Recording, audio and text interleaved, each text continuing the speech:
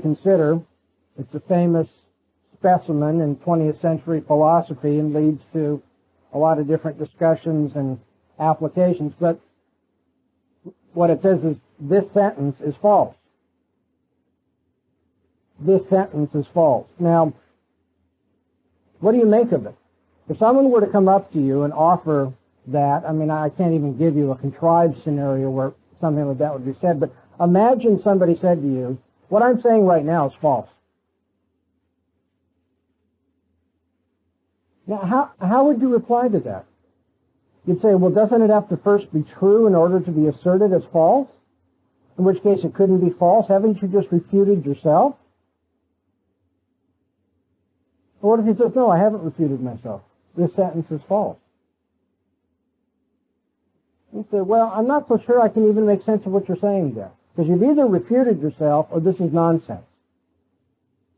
And in contemporary epistemology and philosophy of language, this specimen is used to show that sometimes when we are engaged in self-reference, we have to iterate our beliefs, or we have to go to a different level of linguistic analysis so that we have an object language and the language in terms of which we evaluate the object language. So this sentence is false can only be meaningful actually in another language, that is, in a language reflecting on this language.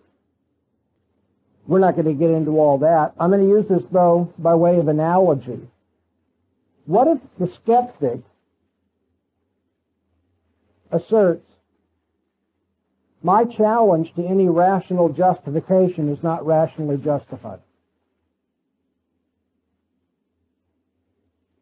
The skeptic says, I don't think there is any rational justification. Ultimately, rationality can't be justified.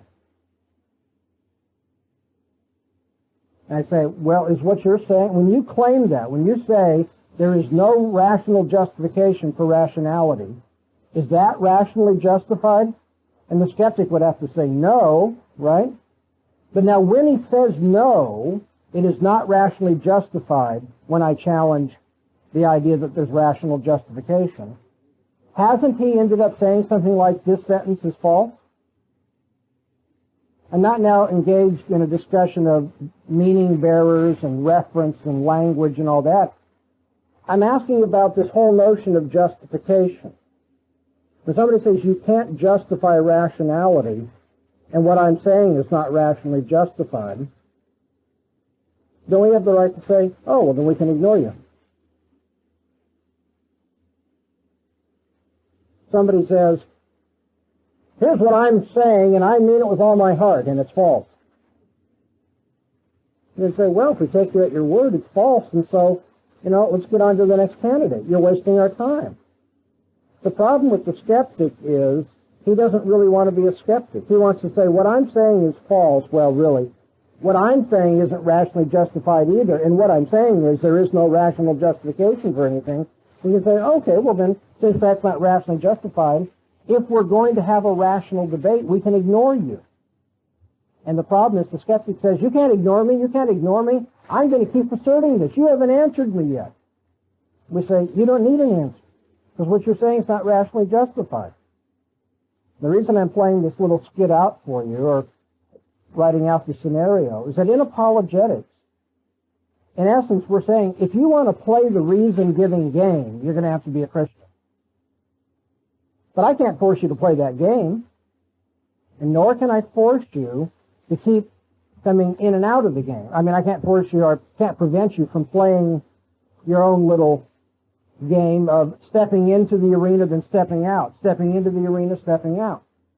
Essentially, the skeptic wants to say, I don't know that you can justify anything, so I can't justify what I'm saying when I say you can't justify anything.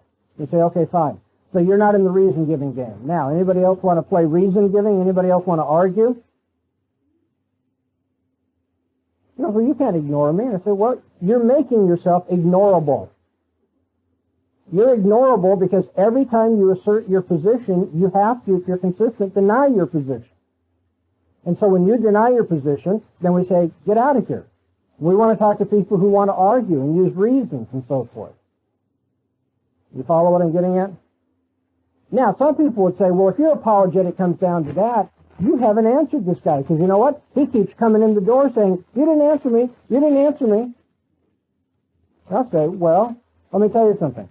In apologetics by definition is only interested in people who play the reason-giving game. And so if the skeptic's position is, I'm not going to play that game, I say, well, then I can't do apologetics with you. Is that any defect in my system of apologetics that I can't make everybody play?